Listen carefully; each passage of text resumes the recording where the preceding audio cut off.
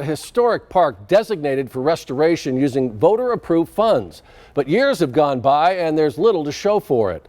News 4 Tucson's Rebecca Taylor looks into where the multi-million-dollar project stands in tonight's News 4 Tucson investigation. Voters might remember Prop 407, a $225 million bond package that passed in 2018.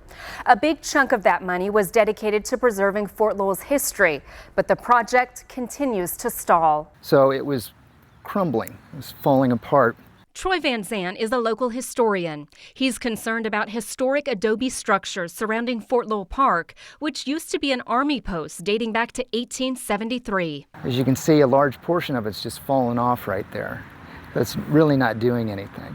Canvas was draped after last year's monsoon, but Van Zandt said nothing's been done to maintain it, and the metal stakes are causing more harm than good. And it becomes structurally unsound. 4 years ago, $5.5 million in bond funds were dedicated to park improvements at Fort Lowell.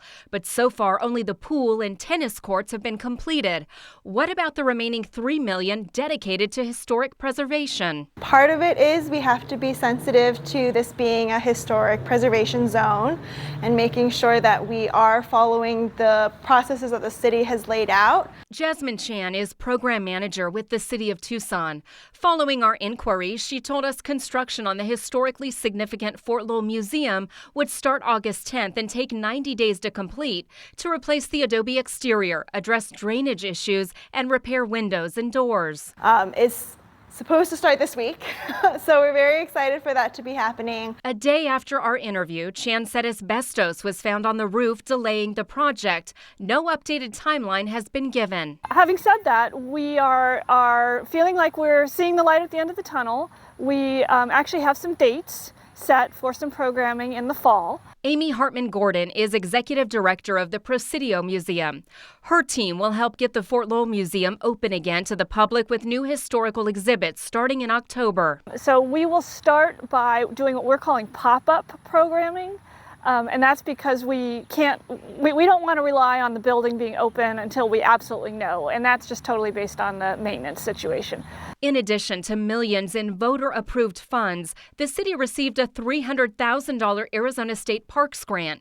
Van Zandt hopes it's spent protecting ruins of the Army Hospital and Cavalry Corral. If you see it from the side, it's just so thin you could almost put your finger through it.